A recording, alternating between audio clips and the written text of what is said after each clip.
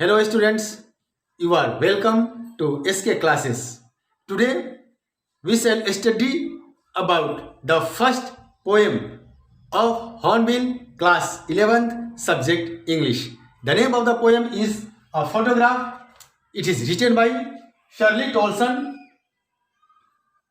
इस कविता का नाम है ए फोटोग्राफ और ये शर्ली टॉल्सन द्वारा लिखी गई है। इनका जन्म 20 मई 1924 को हुआ था तथा मृत्यु इनकी 15 मई 2014 को हुई। इस कविता का नाम ए फोटोग्राफी क्यों है?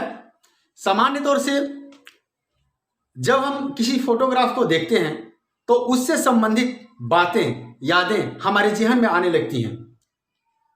हम अगर अपनी तस्वीर अपने फोटोग्राफ में देखेंगे तो उस समय की यादें तरोताजा हो जाएंगी। यहाँ शर्ली टॉल्सन एक ऐसे फोटोग्राफ को देखती है जो फोटोग्राफ उनके माता तथा दो कजन्स की यादों को ताजा करती हैं। शर्ली टॉल्सन उस फोटोग्राफ को देख करके अपनी भावनाएं व्यक्त करती हैं और उन भावनाओं को कविता में प्रस्तुत करती हैं और साथ ही साथ इस कविता के माध्यम से अपनी मां को याद करती है। तो आखिर है क्या इस कविता के अंदर, इसके बारे में हम अध्ययन करेंगे। साथ ही साथ इस कविता में जो लिटरेरी डिवाइसेस प्रयोग किए गए हैं उस पर भी चर्चा करेंगे और अंत में इस पाठ से संबंधित, इस कविता से संबंधित महत्वपूर्ण प्रश्न और उत्तर जो परीक्षा के दृष्टिकोण से अति ही उपयोगी हैं उसके बारे में भी चर्चा करेंगे।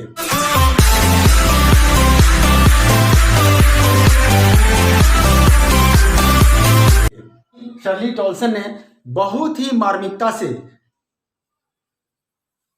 इस कविता में मानवीय संवेदनाओं की प्रस्तुति की है। तो आइए हम इस कविता की शुरुआत करते हैं। The cardboard shows me how it was when the two girl cousins went paddling, each one holding one of my mother's hands, and she, the big girl, some 12 years or so.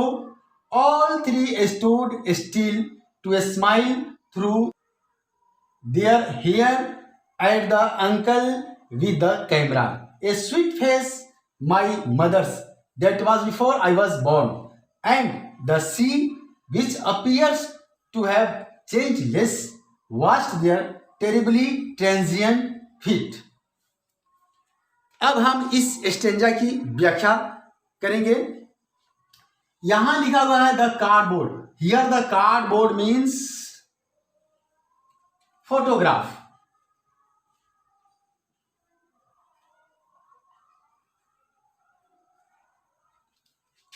Shows me कवित्री ने अपने लिए प्रयोग किया है। The poetess has used me for herself. The cardboard shows me, कवित्री एक photograph को देखती है। How it was when the two girl cousins went paddling. इस फोटोग्राफ में क्या दिखाया है कि कैसे दो कजन्स कहाँ जाती हैं? Went paddling. कैसे दो कजन्स समुद्र तट पर पैडलिंग कर रही हैं। Paddling means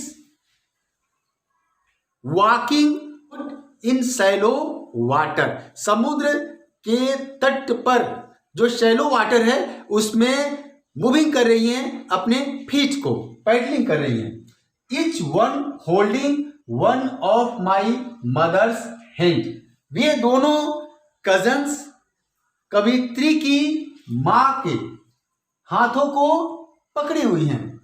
and she the big girl, यह बिग गर्ल कौन है? कवित्री की मां। शर्ली टोल्सन की माँ, वह बड़ी है, उसकी उम्र उस समय कितनी है? उम्र लगभग 12 वर्ष की है। यानी यह दृश्य उस समय का है जब कवित्री का जन्म नहीं हुआ था। कवित्री की माँ की उम्र लगभग 12 वर्ष की थी। वह उन दोनों कजन्स के साथ समुद्र तट पर उपस्थित थी। ऑल थ्री, यहां थ्री का प्रयोग हुआ है, यानी कवित्री की माँ और 2 cousins. All three stood still, ये तीनों शांत भाव से खड़े हुए हैं और क्या कर रहे हैं? टू स्माइल, स्माइल कर रहे हैं, मुस्कुरा रहे हैं, चेहरे पर मुस्कुराहट है।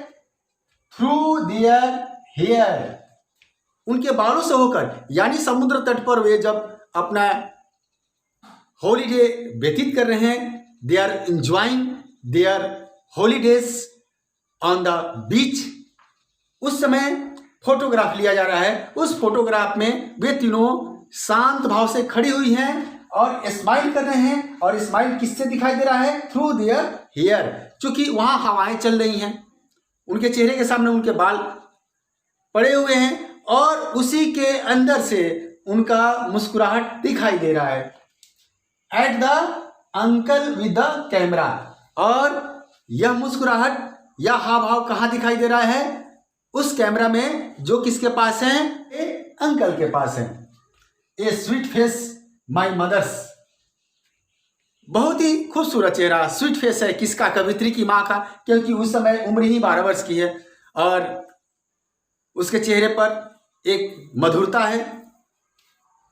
That was before I was born, यह तब की बात है जब कवित्री का जन्म भी नहीं हुआ था, यानी कवित्री के जन्म के पहले की बात है। कैसा था उसकी माँ का चेहरा?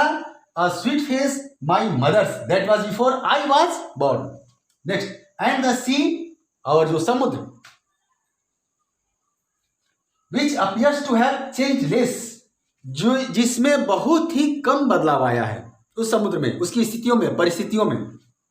Vast their terribly transient feet, वह क्या करती है? समुद्र की लहरें आती हैं और उन लोगों के कदमों को वाश करती हैं। लहरें आती हैं, स्पर्श करके चली जाती हैं।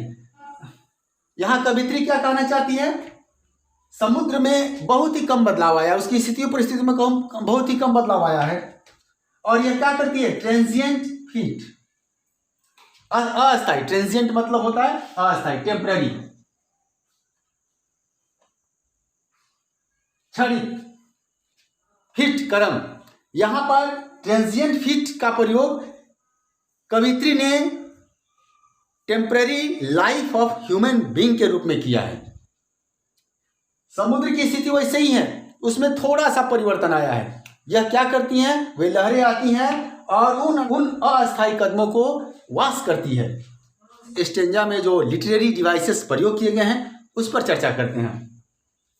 देखिए, the cardboard shows me how it was when the 2 girl cousins went paddling. यहां पर एक चीज देख रहे हैं, there is no any punctuation. जब इस पंक्ति से हम इस पंक्ति में आते हैं तो यहां पर वास के बाद कोई पंक्चुएशन नहीं है, कोई साइन नहीं है, कोई सिंबल नहीं है, यानी यह लाइन लगातार कांस्टेंट बनी हुई है और दूसरे पंक्ति में समावेशित है। इस पंक्ति में भी देखते हैं हम, all three stood still to smile through their hair at the uncle with the camera a sweet face. यहां पर भी कोई पंक्चुएशन का प्रयोग नहीं किया गया है। जब कविता में इस तरह की पंक्तियों का प्रयोग होता है तो उसे हम इंजाइनमेंट कहते हैं।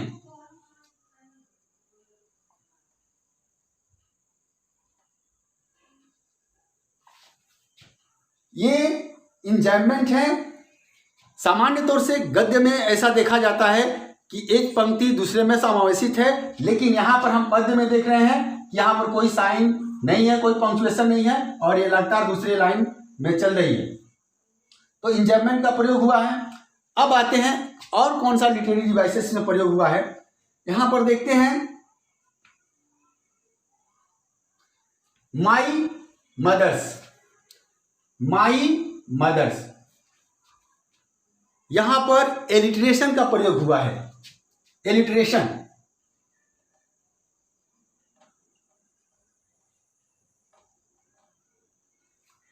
इसको हिंदी में कहते हैं अनुप्रास अलंकार। When a letter or a word is used repeatedly, consecutively in a poetic line, that is known to be alliteration. यहां देखिए my mother, m का प्रयोग किया गया है, alliteration हुआ। अब आगे चलते हैं, यहां देखिए stood, still, stood, s,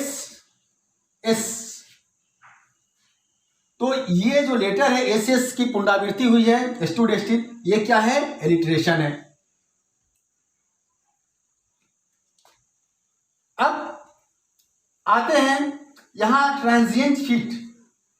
ये फीट कैसा है? Feet is used for human beings. The life of human beings is temporary.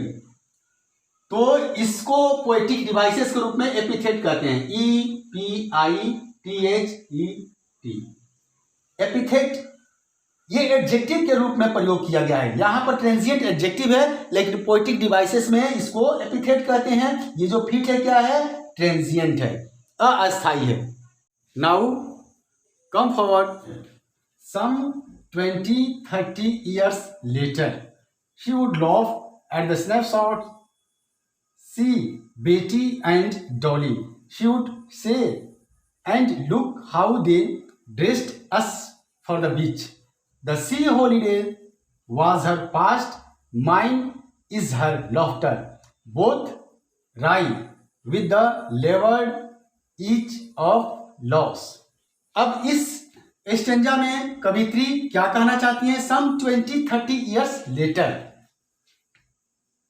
20-30 वर्षों के बाद, यानी जब कवित्री की माँ 12 वर्षों की थी, तब वे सी शोर पर हॉलीडे एंजॉय करने के लिए गई थी। वहां जो स्नैपशॉट्स लिया गया उसके 20-30 वर्षों के बाद, some 20-30 years later, she would laugh at the snapshot. वह उस तस्वीर को देखती है, उस पर हंसती है, मुस्कुराती है। स्नैपशॉट। और क्या कहती है? सी बेटी एंड डॉली, कहती है देखो बेटी और डॉली को, यानी उस समय की यादें ले कवित्री की माँ कवित्री के साथ शेयर करती हैं और कहती हैं कि देखो बेटी और डॉली को। She would say, and look how they dressed us for the beach, कहती है कि देखो वे लोग बीच के किनारे एंजॉय करने के लिए गए थे तो कैसे ड्रेस पहने हुए थे। The C holiday was her past, mind is her laughter. वह सी हॉलीडे, वह हॉलीडे जो समुद्र तट पर वो लोग एंजॉय करने गए थे, व्यतीत करने गए थे, वह कवित्री की माँ के लिए क्या था? वॉज हर पास्ट, उसके लिए बीते दिनों की बात थी। माइंड इज हर लॉफ्टर, और कवित्री के लिए उसकी माँ की हंसी, लॉफिंग, उसके लिए यह बीते दिनों की बात है। अब both rhyme with the laboured each of loss, दोनों स्थिति में दुखदाई हैं। क्या? Both rhyme with the laboured ease of loss, वह जो बहुत ही कठिनाई से प्राप्त किया गया है, लेकिन वह बहुत ही आसानी से क्या हो गया? लॉस हो गया। जो चीजें बहुत कठिनाई से प्राप्त हुई हैं वह लॉस हो जाती है, कैसे? आसानी से।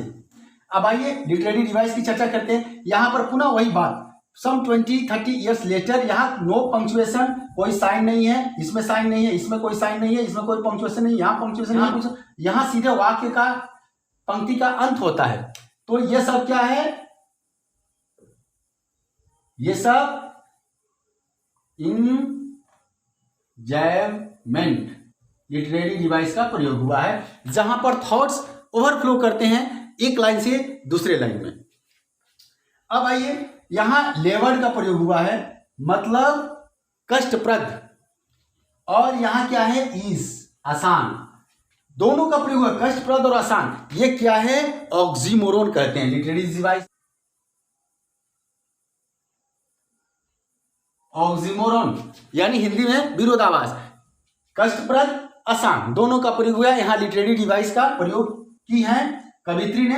अब नेक्स्ट स्टेंजा में आते हैं। Now she has been dead nearly as many years as that girl lived and of this circumstances there is nothing to say at all, it's silence silences.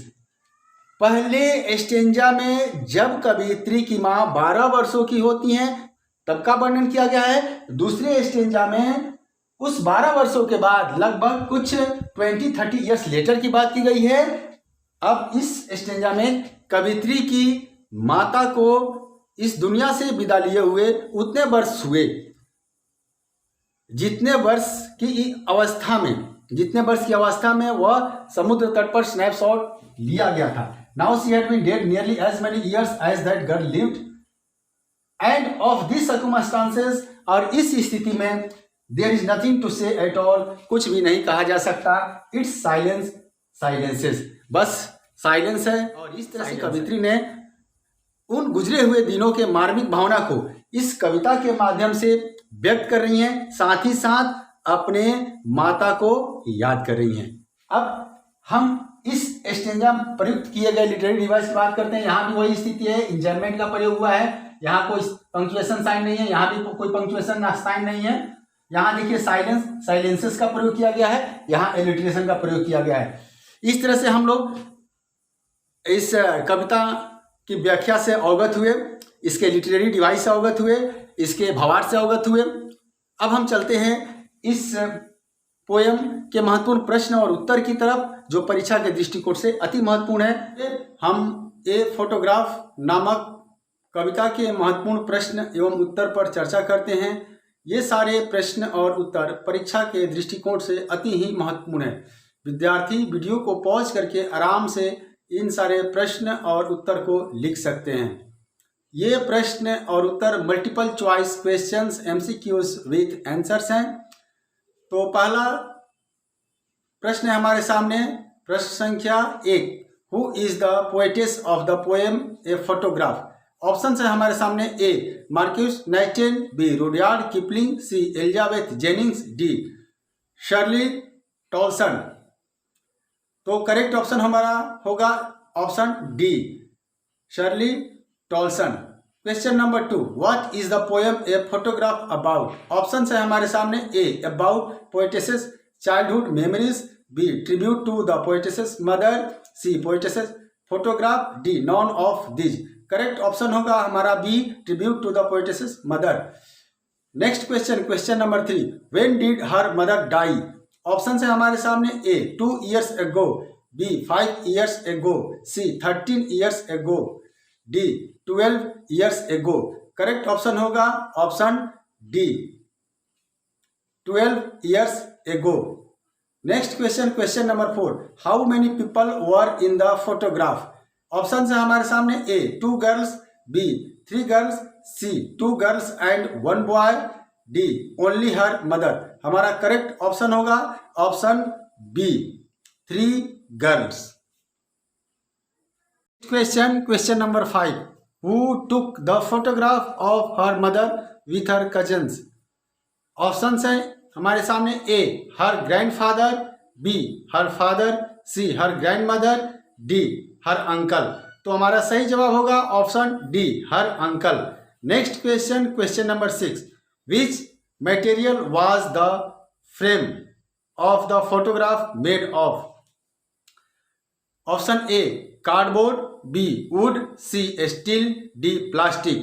तो हमारा करेक्ट ऑप्शन होगा option A, cardboard.